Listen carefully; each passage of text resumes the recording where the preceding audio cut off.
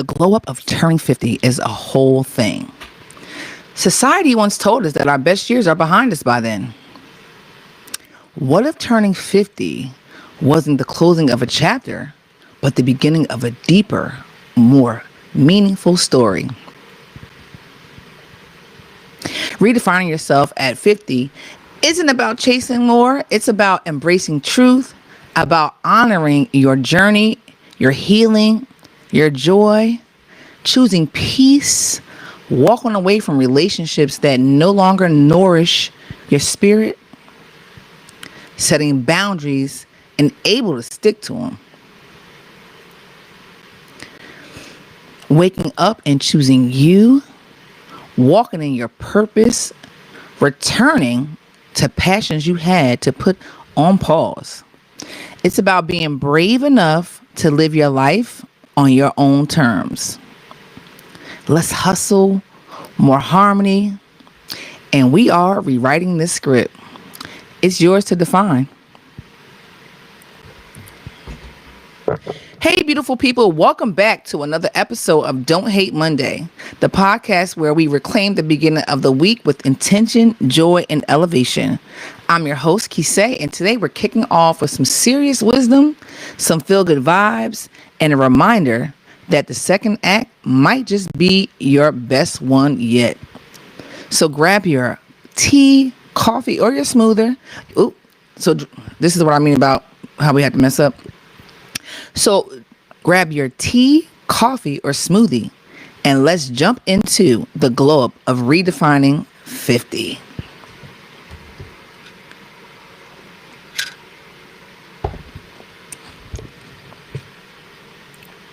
All right, guys, let's start with our intention of the day. Today, I embrace the power of my experience and trust that every chapter of my life has value. Let's repeat that and let's mean that. Today, I embrace the power of my existence. Oh, no, let's do that. Today, I embrace the power of my experience and trust that every chapter of my life has value. Today, I embrace the power of my experience and trust that every chapter of my life has value. I was reading a book over the weekend. I'm going to get into it a little later on, but this one piece just reminded me. In the book, she said, God told her, you never thanked me for making you. Like we get caught up in thanking God, but I was like, yeah, thank you for creating me, because my vehicle. We all are something to somebody. So I mean, we have to really stop and like, thank you for making me, because people depend on us. Our affirmation of the day is, I am not behind. I am just getting started. I am not behind. I am just getting started. And that can't be more true. For me, anyway. For me. Our word of the day, resurgence. Arising again into life, activity, or prominence. What a great word. Now let's talk about what we were told 50 would feel like. Oh, you'll slow down. It's all downhill from here. You can't wear that. Oh, it's too late to do that. Now let's talk about what we know. We are building businesses, setting boundaries, and building bodies that don't quit. The real ones, working out for it. We're falling in love with ourselves, with life, and sometimes for real, the first time. For real. We've learned to say no without guilt and yes without fear. We also know these needs aren't the same. These needs ain't the same. Nope. If you 50, you definitely feel me, because you definitely remember Cash Money taking over in the 99 and 2000. Okay. Yeah. So those needs aren't the same. And let's talk about some of the things people say to you when you hit 50. You don't look 50. You look good for your age. Like, what does 50 even look like? Okay? You're beautiful. I can only imagine how you looked in high school. Some little young boy said that to me, and I was just like, thank you? I don't know. The one I love the most is the wow, you're glowing. Because yes, I am glowing. That's the wisdom. That's the wisdom. That's the skincare. And that's peace. So much peace. So much peace. All right, guys. Let's talk about what's trending. Let's talk about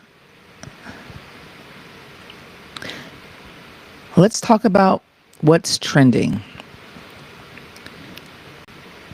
No. Let's talk about people turning 50. We got Drew Barrymore.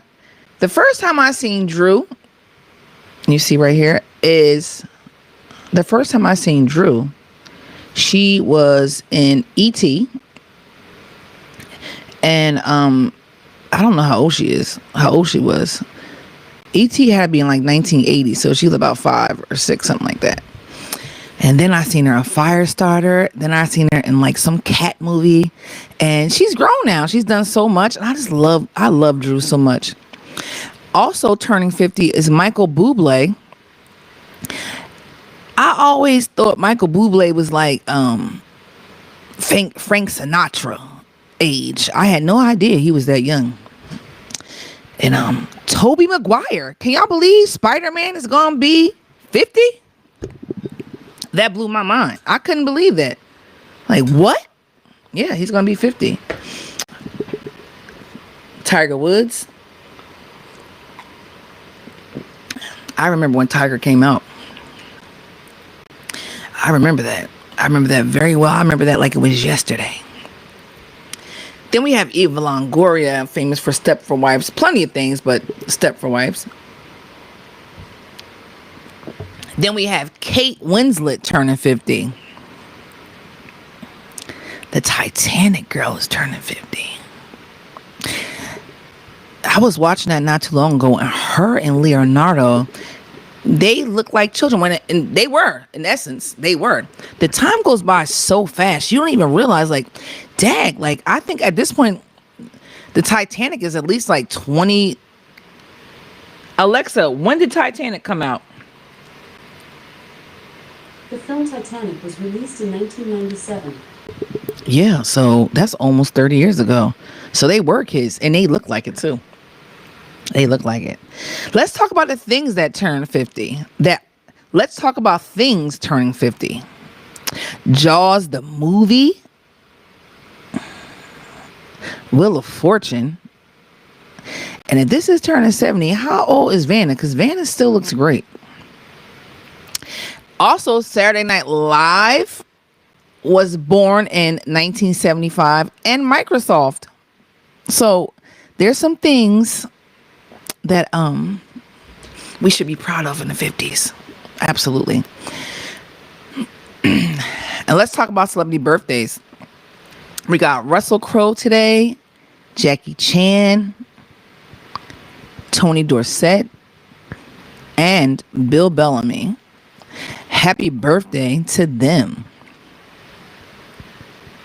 All right, so you know it's time for us to get into something a little heavier. This video I'm going to show you on Jasmine Crockett. People are mad at her because they're saying that she's trying to be ghetto. And I want you to watch this video and tell me what you think.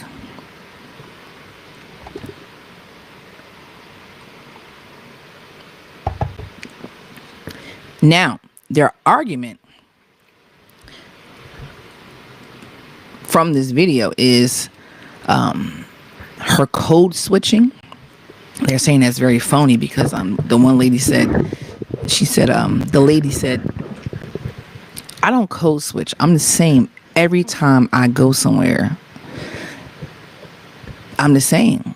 I don't try and be blacker to fit in, or try and be ghetto to fit in. When you go to church, you're the same person. So they're saying that she's been brainwashed, and they approached her on being the ghetto girl for the Democrats so people can be more relatable. They're valid in their reasons, but I mean, I know some ghetto girls. I know some hood rats. And Jasmine is not a hood rat. Now, in that video, what I feel like I seen was a young, naive girl, not too confident yet, and just trying to tread lightly. And I feel like now the Jasmine Crockett we see is the one that has always been there. She's comfortable. She let her hair down, and she doesn't have to be timid and shy. She is who she is. Yeah, like, she's educated. She went to a private school, but listen, we don't know what her house looked like. We don't know if she had, like, we don't know who her parents are. I have friends that are educated and they're so down to earth, and they definitely drop an F-bomb or a shit bomb. They do it. So, hey Leah, how are you? We're talking about how people are saying Jasmine Crockett is being ghetto. She's being fake and she's being ghetto, and that's not how she is. That's not who she is. But our topic today is redefining 50. So stick around. Let me know if you have any questions, because we all know, I mean, like, I'll be 50, and I'm sure some of you people on here are 50 or going to be 50. So what do y'all think about that? Tell me in the comments what y'all think about. Do y'all feel like she's ghetto? Do y'all feel like that they're using her to, be ghetto to get more people to come in? I just feel like, honestly, I feel like she can explain politics, and I'll say it like this. So exactly, she's being her. Exactly, Jazzy. So this is how I see it. When I talk about skincare, people are like, what? So I make it so people can understand. Okay. When I talk about skincare, people are looking at me like, well, why I need skincare? You're just trying to sell me anything. No. So have you ever baked a cake? Yeah, I've baked a cake. Most people have baked a cake. Do you prep that cake pan? Yeah. What happens when you don't? Oh, that's how I feel like Jasmine presents politics to people. Very easy, not intimidating, very relatable for people. So I think it's just their way of just trying to come for her, because she is educated and she is her, and she claps back. They talking about being ghetto. That beach blonde, bad build, butch body woman is real ghetto. I mean, like, straight from the trailer park. So, I mean, she's got to go toe to toe. And that Bondi woman, that she's, listen, remember how I was just saying how I'm gonna have to start doing a couple different segments? I got some stuff on Bondi. I was like, I can't even include it in here because it'll just be too long. I can't even believe she is like the attorney for our country. I can't even believe. No, I can't believe it, because I can. But wait until I do the special on her. You're gonna be like, what? I know I was. I was like, what? So yeah, she's a piece of work. So, and of course, we have to give Cory Booker his flowers on that amazing speech. We have a clip of that. That speech is so powerful and reflective. He really highlighted the stark contrast between his personal journey and that of the late Senator Strom Thurmond, a known segregationist. Booker, the first black senator from New Jersey, spoke from that very desk once used by Thurmond emphasizing how history has shifted. While Thurman once fought to uphold systems of racial oppression, Booker used that same platform to push for justice, equity, and inclusion. His message was clear. Time has changed, and so has the moral arc of the Senate. His presence in that chamber represents both progress and responsibility to keep pushing forward. He used that moment not just to honor how far we've become. He used that moment not just to honor how far we've come, but to remind listeners that our time must be used for justice. That's a call to continue planting seeds for the future.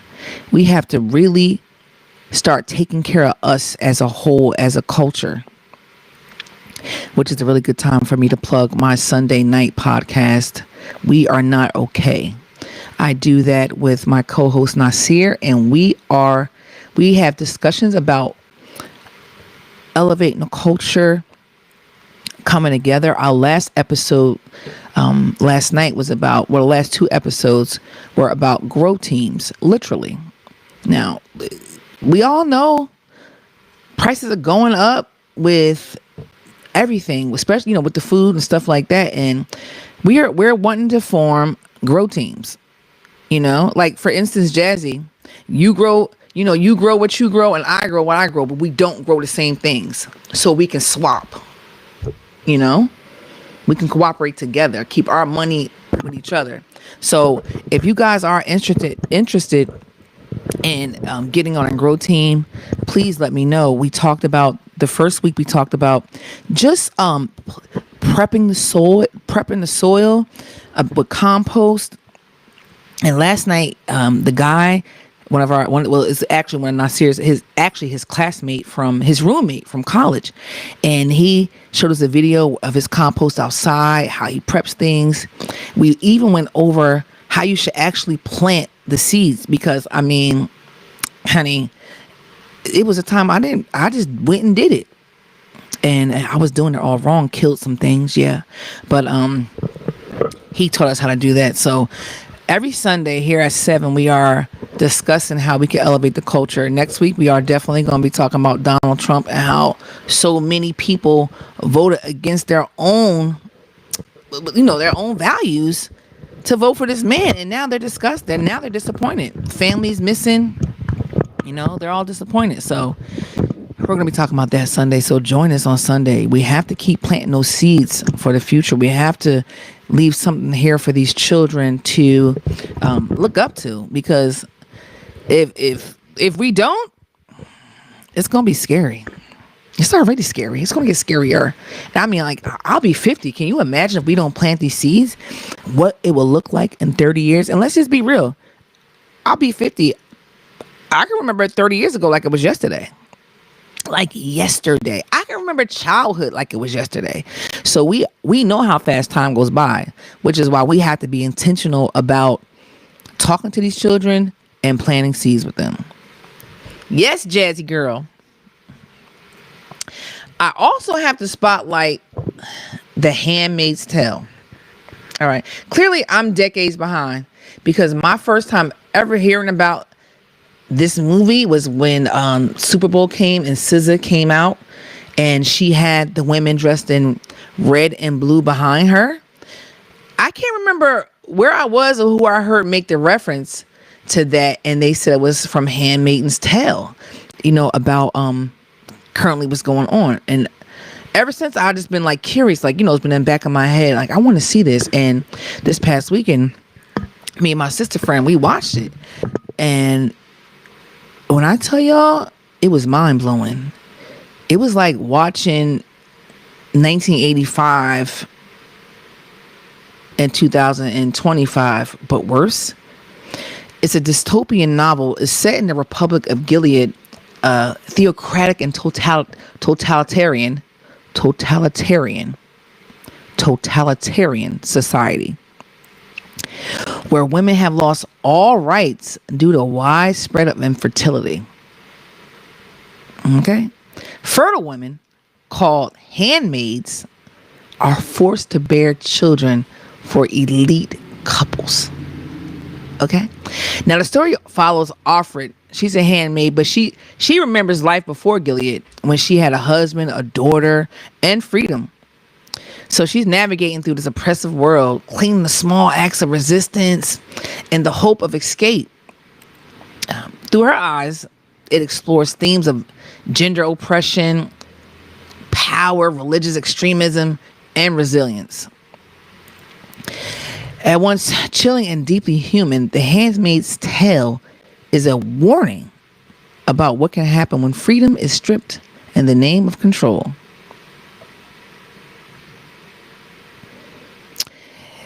If that, it's even a series with five seasons. I don't know how I missed this, but when I watched it, when I tell y'all, we were so disturbed. Like, it was just like, what the there was so much symbolism, There was so much symbolism. It was red, white, and blue throughout the whole movie. I mean, like, if they went into a bedroom, the walls might have been white. Oh no, the walls will like be blue. The bed might be white. The curtains might be white, but then they might have red roses. Everything was red, white, and blue. And if you think that halftime show was symbolic, watch that movie. I'm telling you, we were mind blown. It was weird. It was weird to watch. I'm just like, who? It was crazy. It was crazy. So, if you haven't seen it yet, The Handmaid's Tale, it came out in 1985. And I mean, it, like I said, it was like watching, it was weird. I would watch it. And, also, so when I finished my one audiobook, I started a new one, and I just have to talk about it. It's called The Original Black Elite, Daniel Murray and the Story of a Forgotten Era. The first time I heard about this book was on Hillman Talk with Dr. Leah Barlow. She teaches African American studies at North Carolina A&T, and right after Trump was inaugurated and got rid of being woke, she started a free online Black history class on TikTok that went viral. And this was the first book to read for the course. So it's so I just started it, but the foreword, I was like, wow, it's so powerful. It's an overlooked story of Daniel Murray. He's a self-educated Black man who rose to prominence during the Reconstruction and post-Reconstruction eras in DC. As an assistant librarian at the Library of Congress, Murray became a symbol of Black excellence, ambition, and resistance in the late 19th and early 20th centuries.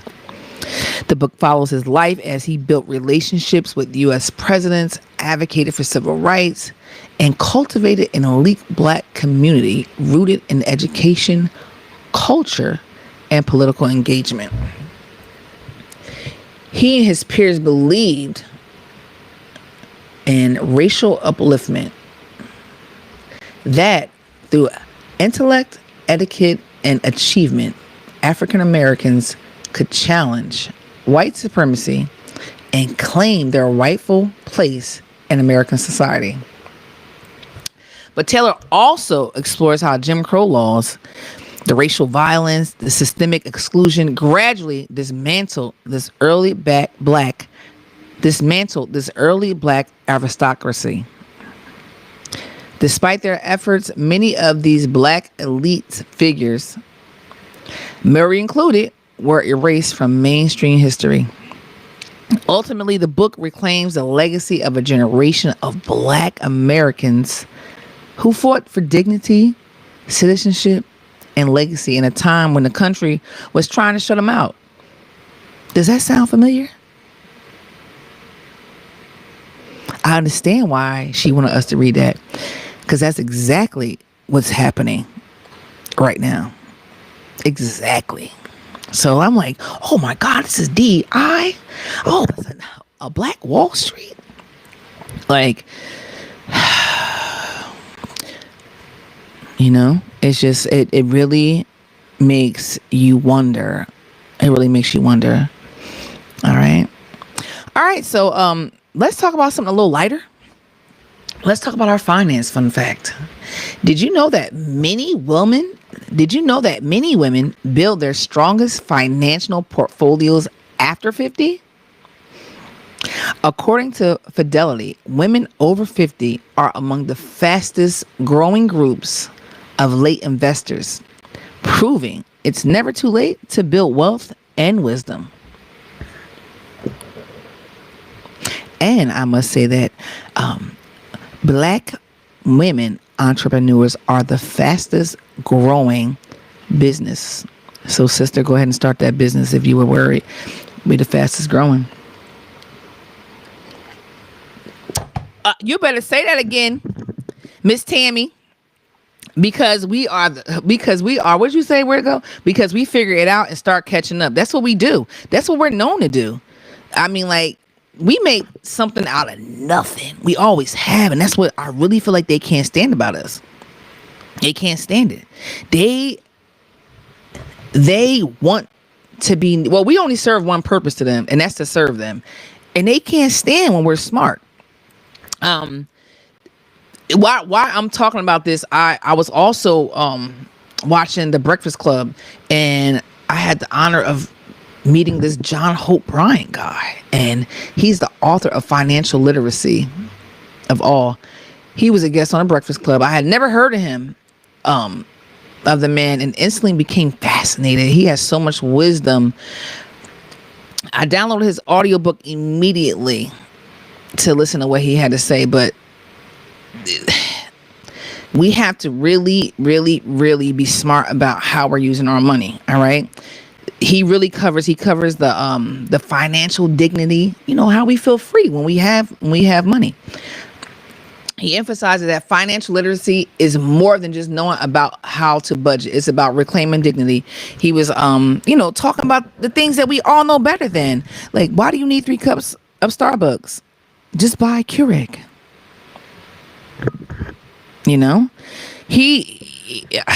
He was, if you have not seen that episode, I actually watched 2 episodes. The first episode came on, and do you know how YouTube is? They'll start running and they show the next episode. But when I tell y'all, this man has so much knowledge, and I was like, I gotta listen to this book, and I want us all to listen to it too. Yeah, the faster, Tammy, it's a book. I wish I had it in front of me, but it was like financing for young adults. Now, I just read that book at my age, and I was like, ooh, I felt like when I read that book, I felt like I was in church. And you know how you in church and the pastor is preaching, you be like, is he talking to me? That's how I felt when I read that book. So you definitely got to teach them young. And I mean, like, we got to really teach them, because my mom, she talked about saving money. She was really into insurance. I mean, she would say, don't mess your credit up, but she never gave the why. She never, it was just like, just do this. Don't, like, how parents are. Don't ask me no questions. Just do as I say, and she talked about that, but I feel like he was going into it. He broke down why Trump is giving the wealthy a tax break. And when he broke it down, it made so much sense. I'm telling you, like, it was like a light switch. Like, wow, he has so much information. Again, his name is John Hope Bryant, and I have his book here. I have the cover of his book so you can see it. I mean, he believes nothing changes in your life more than moving from borrower to owner. He owns like 700 rental houses. He owns the most rental houses like of a Black person. So he also talks about knowing the rules of the game. Just like basketball or chess, money has rules. And the biggest financial mistake is playing without knowing them. He teaches that understanding credit scores, interest, budgeting, and saving is the first step to building wealth and breaking cycles of poverty. He talked about how his mother made $40,000 a year, but when she died, she had hella rental properties, and she was worth $1 million, and she worked every day. He was talking about how people, never explained. She was talking about how, he was talking about how people, oh, I got sidetracked. This is exactly why I have a script, because I get sidetracked and I start talking over here. But y'all, it was definitely, it's crazy. He also talked about credit is more important than cash. Now that I do know. He states your score, your credit score is more important than how much money you have in the bank. And this is true. And I'm gonna see what he says. Why? Because your credit determines access to housing, loans, jobs, and even opportunity. Good credit unlocks doors, and bad credit can quietly close them. And I remember I told that I had to tell somebody one time. I was like, honey, I have good credit and I have equity on my house. I can go get 20 stacks real quick. So you definitely have to have credit. And then I remember one time somebody told me, he was a street hustler, and he was like, I don't need credit. I'm gonna pay everything in cash. I'm about to go buy this in cash. And I was like, so what you gonna say? What you gonna say when they come asking you, how was you able to have cash for that?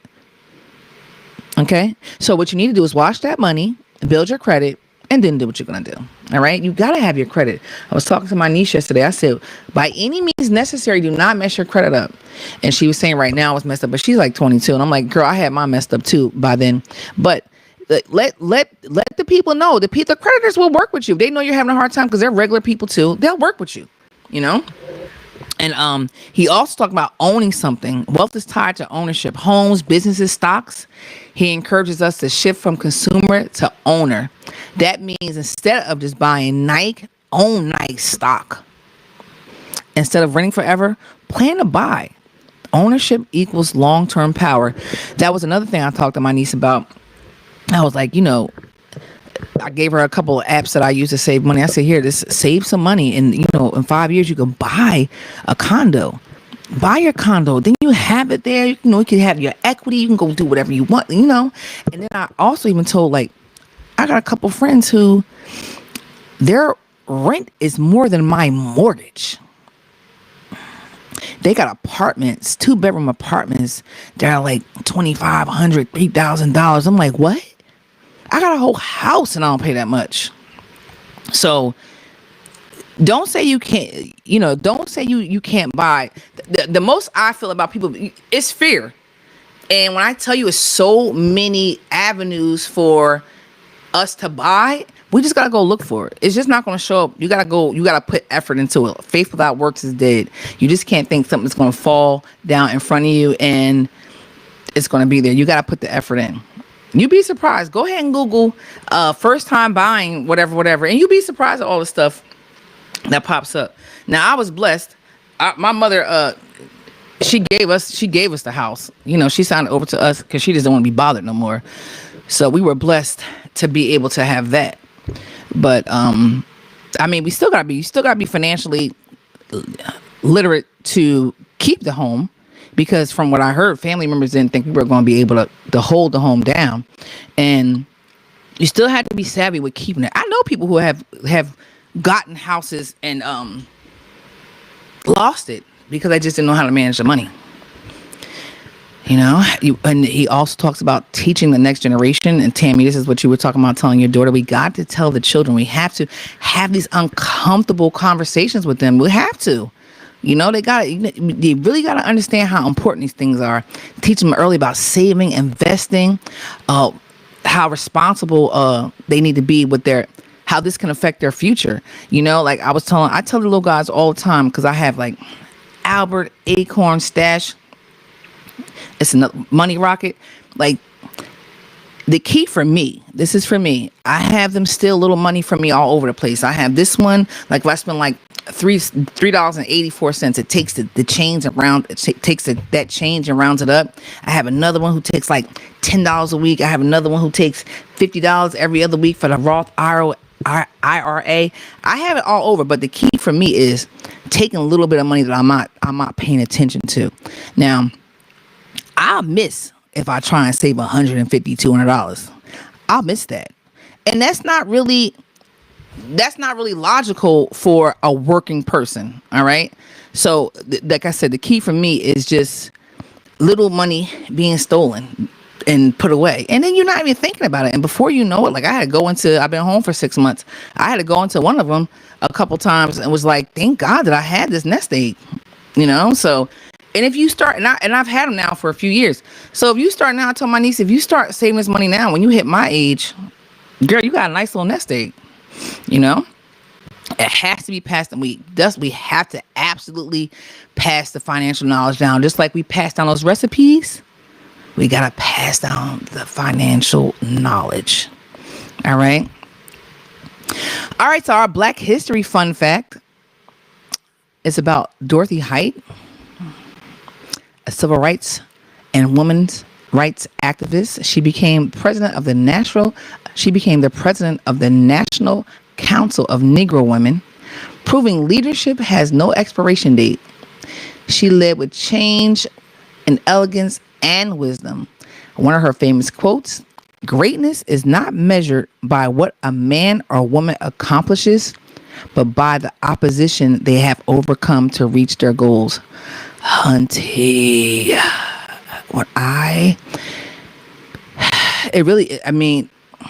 My therapist told me that too. She said, when we was talking about something, she said, you can't worry about that. You got to worry about how you show up. And that's basically what she's saying here. What you got to go through to get to where you're going, and how you show up there is what matters. So we got to go through, and we do it. We go through all kinds of stuff and we reach those goals. I want to hear from y'all, what's the toughest thing you had to go through to get to some of your goals? Mm-hmm. And of course, we have the health tip of the day. Add one more colorful fruit or veggie to our meals. These antioxidants help skin renewal, joint support, and boost brain clarity. And we need all that, especially turning 50. Antioxidants, think of antioxidants is your freedom fighters.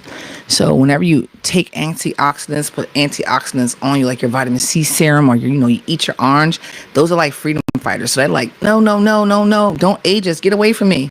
So the more of that you eat, the better you are. It honestly, I understand so much now when I'm older.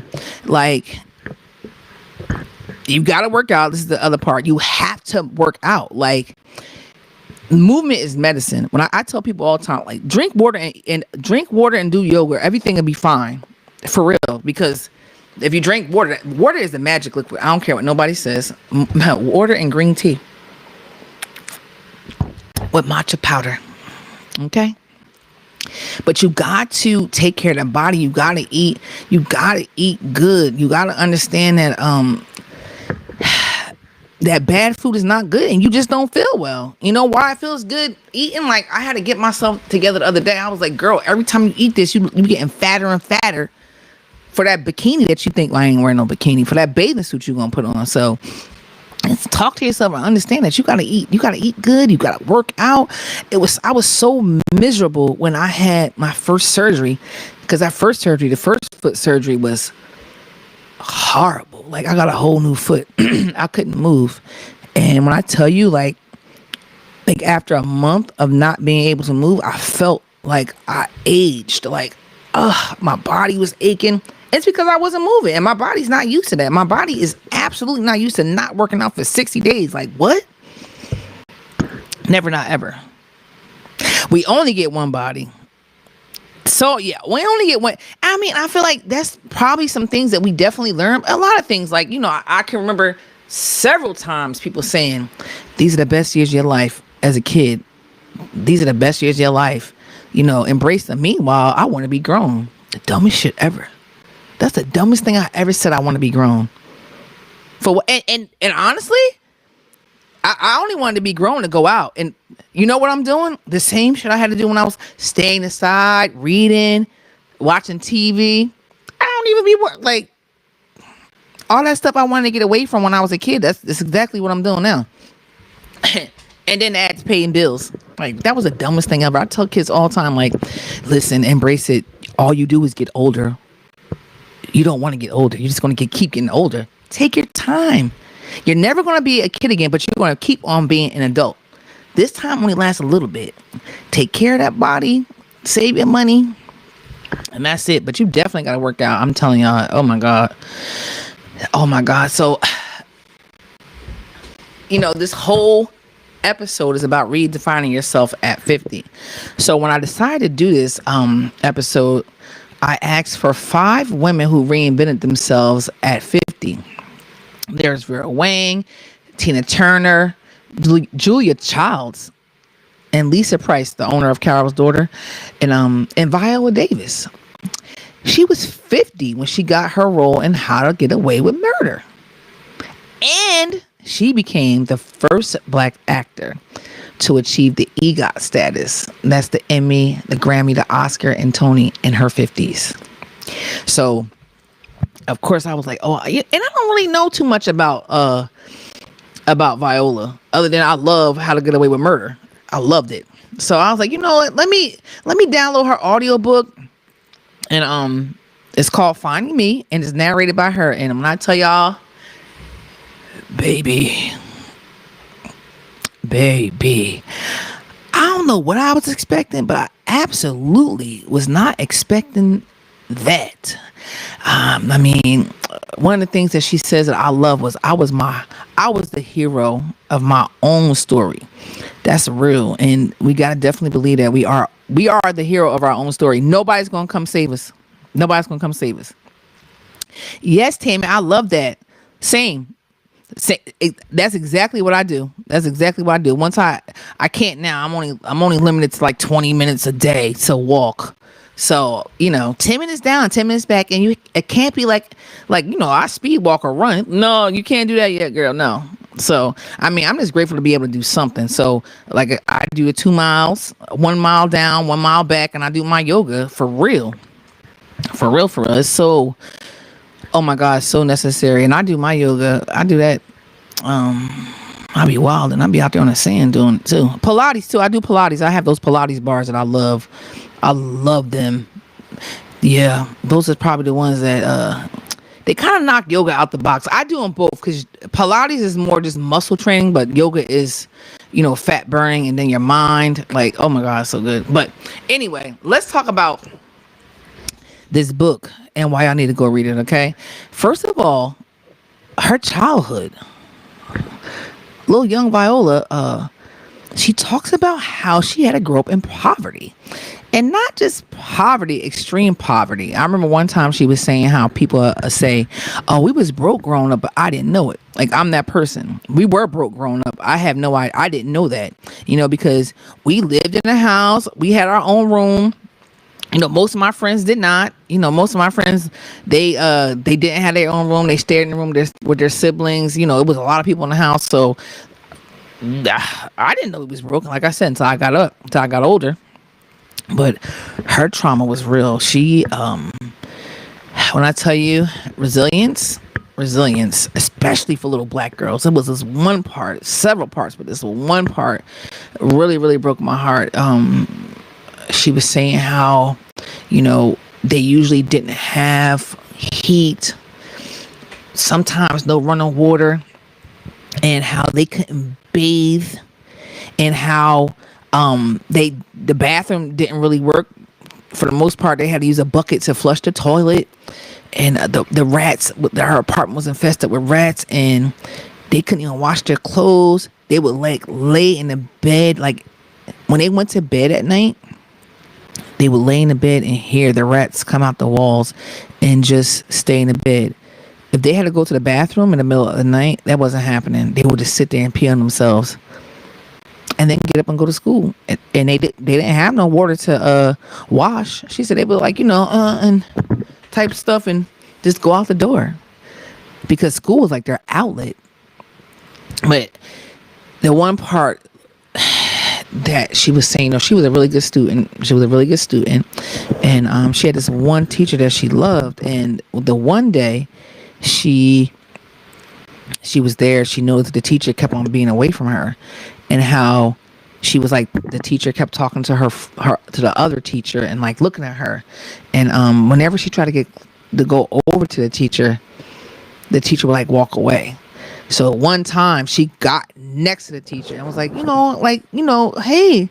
And the teacher told her, "You have got to tell your mother to get you some soap, get you all some soap and to wash. You smell horrible. When I tell you that broke my heart, that broke my heart. Oh God. Can you imagine being a young girl and hearing that from a teacher that you love? And she goes on to say how that same day they got called down to the office, her and her sister. Oh God. Ugh. They got called down to the office and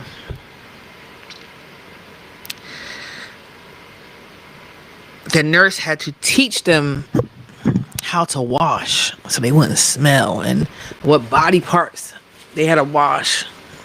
It was so sad. I thought I would never get on here doing this. I'm so sorry, y'all. My bad. But oh, it was awful. Awful. You know, she started acting and that was her way out. That's how she dealt with it. Of course, she had the oh, you're ugly, you're black. She had that growing up, and that internalized her shame. You know, she never felt like she had a place in society. You know, she always talks about how she had to wear a mask to survive because she didn't come from where everybody else did. And you know, sometimes we have to wear a mask to navigate through life. Sometimes we have to. You know, but as she got older, she got into Juilliard and she started acting, and she had some struggles at Juilliard too, because there she said she felt like everything was like they want what they do. They want the whitewash.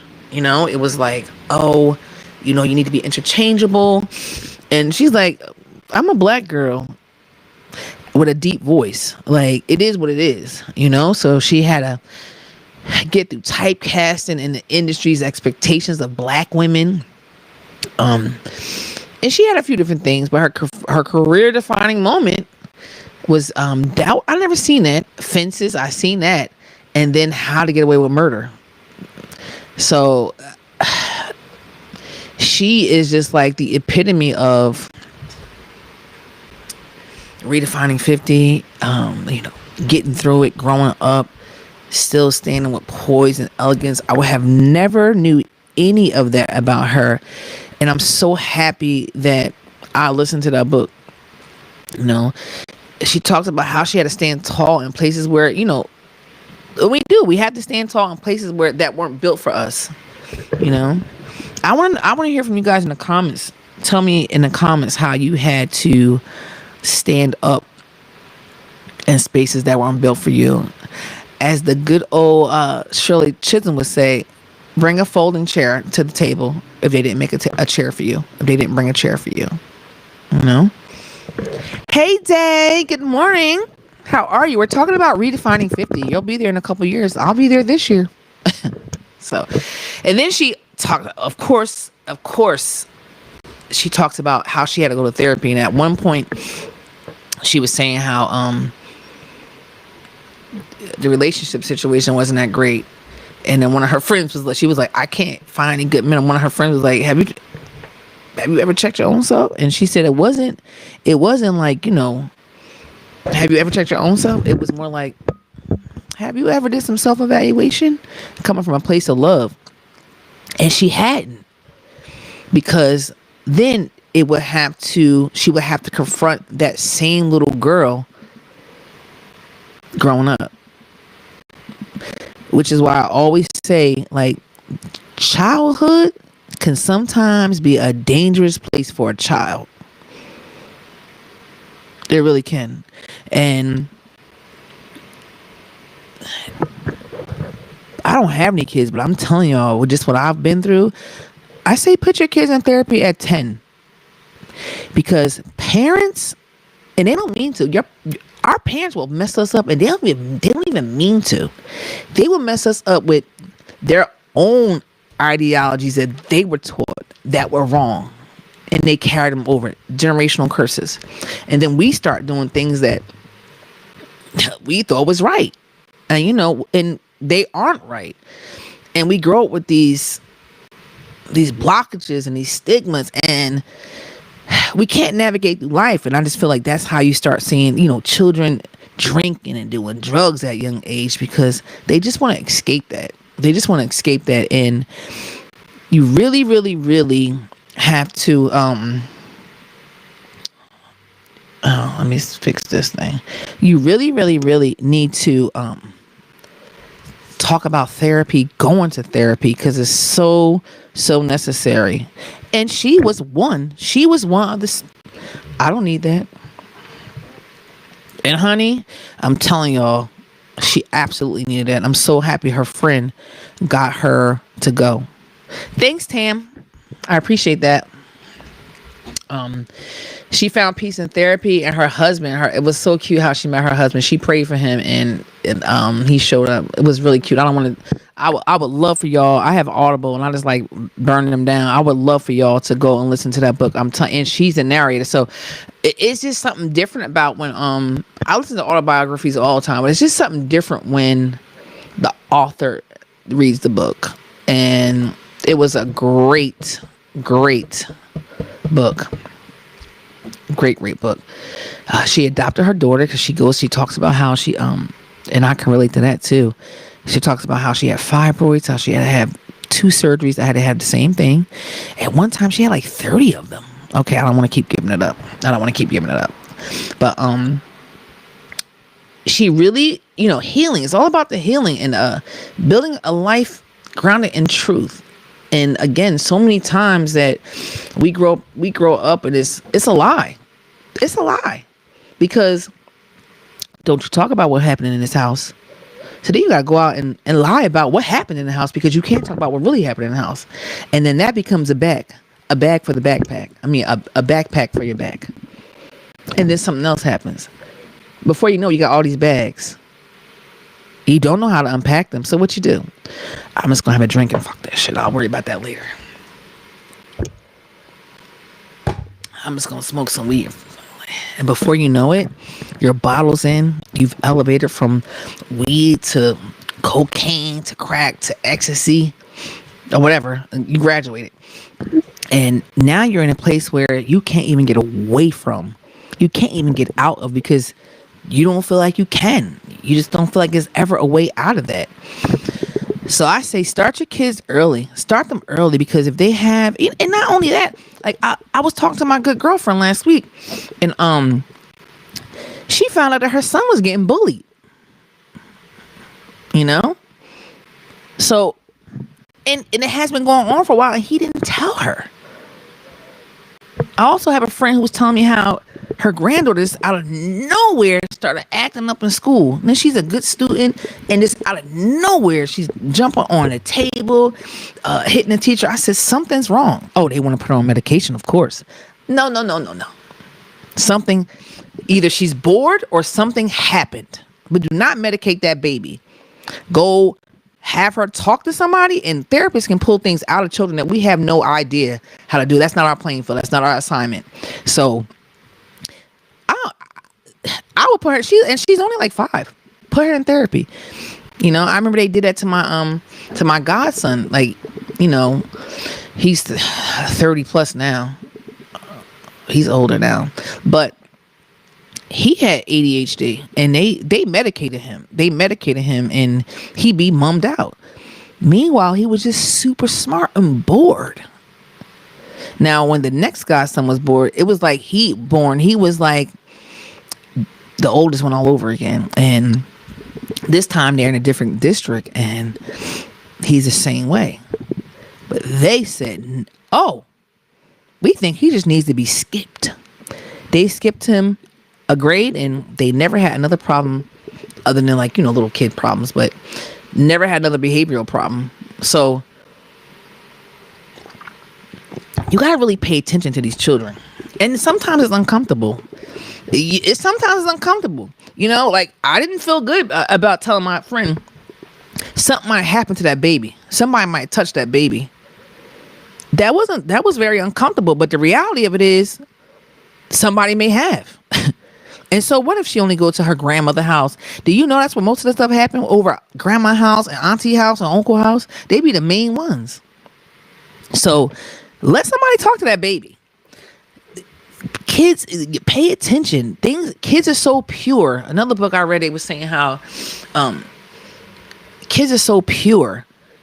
Like, we don't know what's wrong until somebody says no, because we just go and we're just free spirits.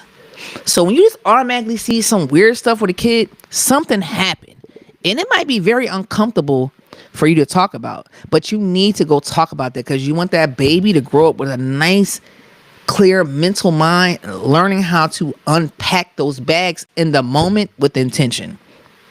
All right, we have to do that. You know, I'm always going to talk about therapy. If you are a grown person who I just had a couple homeboys who lost their fathers, and their fathers were in their life, like to the point where if you see the father, you definitely gonna see one of the sons, and they're all over 40. Their father died. You need to go get some therapy, because you've had your father for 40 and 50 years. That man has always been a staple in your life, and now you don't. I mean, it's one thing if he might be away, you can call, but to never be able to hear him talk again, to never be able to go and get some advice, to never be able to call him like, hey, what's up? That is mentally depressing. And you know, a lot of people gonna be like, you know, they'll start going through that. Let me have a drink. Before you know it, they drunk. And the next day it's the same way. Oh my God, I can't hear. This is happening, that's happening. Have a drink. And that can't be how we navigate through life. And they say as you get older, depression gets worse. And I believe that, because I remember my mother was very depressed in her last few days. She had a lot of skeletons, and a lot of skeletons I didn't know about till she died. But when I did hear about them, I said, gosh, I could see why. You know, she was miserable. She was mentally miserable. And you know, and again, in that era was like, go talking to a therapist. Oh, no, that's taboo. You ain't doing that. So you're left to navigate these experiences of life that aren't quote unquote normal. Because we have what's normal, and then we have what that's not normal. That's not normal. You know? And a lot of times we have swept it under the rug and just forget about it. And that's sitting here. And if that happens at a young age, and it keeps happening, that's going to elevate into something that is very dangerous. So I would definitely say, make sure you're putting your children in legacy. Okay. And, I'm talking about Viola, but you know, I got sidetracked as I do. She always, you know, she also talked about, you know, the power and legacy of having her voice. Now, when she did How to Get Away with Murder, she had no, she felt like that, you know, y'all, she did say that she knew that was not written for her, but Shonda Rhimes, Shondaland came for her, and she wanted her. And she said, I'll do it. But she wanted to be able, in her first episode, be able to take her wig off so that she could be authentic, because who they wanted her to be, that wasn't her. But she could be that person, but she had to put her stank on it. And that one thing for sure was being able to get home at night and take her wig off like us black girls do. And you got to respect her for that. Like, to be so authentic, like, oh, it can happen like that. You know, it can happen, but it doesn't have to be like that. But you know, at that moment, she reclaimed her voice, and she formed some liberation. Like, no, I'm not doing that. Like, you know, so above all, she never stopped dreaming, regardless of what she went through. And you just don't wake up at 50 and stop dreaming. And I mean, and for me, in fact, my vision has gotten a lot clearer. I've been home for these 6 months. When I tell you, like, I almost feel like I just met me. When you have a lot of time with yourself and you are really dedicated to your evolution, to your self evolution, you know, I've read books again. I that one book that really made a difference, Project 369. Like, oh, wow. But you have to be wanting to, you know. Like, I would love to give that book to some people, but a lot of people would be like, that book ain't for me, when it's absolutely about you. And it talks about how we operate in the I am, the ego spirit most of the time. We operate in the ego spirit and not the I am spirit. Whoo, honey, I'm telling you, it really made me realize a lot a lot of things going around you, a lot of people that you're with, how you operate. So you just got to keep your vision. It keeps getting clearer. It's so clear for me. And, you got to think about what you still want to build. What do you want? Who do you want to evolve into? What stories do you want to leave behind? What legacy do you what do you want people to say about you when you're not here? It's not the end. 50 is not the end. It's definitely the beginning of you unfiltered. 50 isn't the new 30. 50 is the new free. Say yes to what sets your soul on fire. Even if you're scared, you just got to go do it. You only get one time to do this. And what I don't want to do is get 80 and have a whole bunch of regrets. Of course, you can't live life without regrets. Thanks to Jay-Z. He taught me that early. But at this moment, everything I do is intentional. Of course, I'm going to always learn things, but at the end of the day, at this point, at 50, there's no more saying. Like you know the base of how you're supposed to operate as an adult. Even as it's bad and it's right. You know if you do that, that's a bad decision. It's not like 20 years ago if you did that, you'd be like, well, I didn't know. At this point, at 50, you have enough life experience to know like what's right and what's wrong. So what decisions are you going to make? Make sure at this point, everything is intentional, everything's intentional. So guys, listen, I held y'all long enough. I'm Kisei. This is Don't Hate Monday. If you love this episode, please like, subscribe, and share with a friend. Tell me in the comments, how did you feel when you turned 50? What were you doing? Where did you go? I want to hear from you. I already have plans what I'm going to do for my 50th, but I still just want to hear from you guys about what you did, what you're going to do, how you felt. Like I said, when I turned 30, I had like a little bit of a meltdown. I haven't had a meltdown yet about 50, and I think it's just because I'm really I'm in the best space mentally, financially, physically. We're getting there. I have been in my life. So, I want to hear from you. How did it make you feel? Did you have a little meltdown? Oh, thank you, Jasmine. Happy Monday to you too. And I hope you have a great day. Beautiful. Thank you. Also, please watch my other podcast, We Are Not Alone. That is with my co-host Nasir from Community. And we're here live every Sunday. And this is where we discuss elevating the culture. And the past 2 weeks, I told you earlier, we discussed growing together, literally. Getting grow teams. And if you don't understand what grow teams, if you missed it, my braider here is Jazzy. So if Jazzy's there, she gets her garden started, I'm here, I get my garden started. What we're not going to do is we're not going to just grow the same thing. We're both not going to have collard greens. She might grow collard greens, I might grow kale, and we'll swap out, because we need to be able to survive. Because right now with this man in here, we don't know what's going to happen. And again, we talked about prepping your soil with compost, how to plant your seeds, the seeding of it all. Some are cheaper, some are more expensive. So definitely check our podcast out. Next week, we're discussing Donald Trump and how many people voted against their own values to put that man in office. And now they're disappointed and things are in disarray, just to say the least. So join us for those discussions. Also, do not forget to order your Viral Body Butter by Kisei. Guys, I have finally gotten a flow.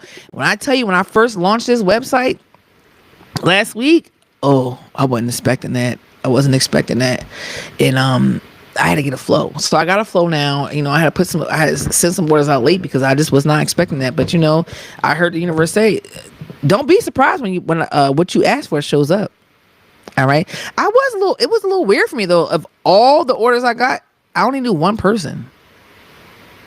I know a lot of people. I knew one person, but I digress.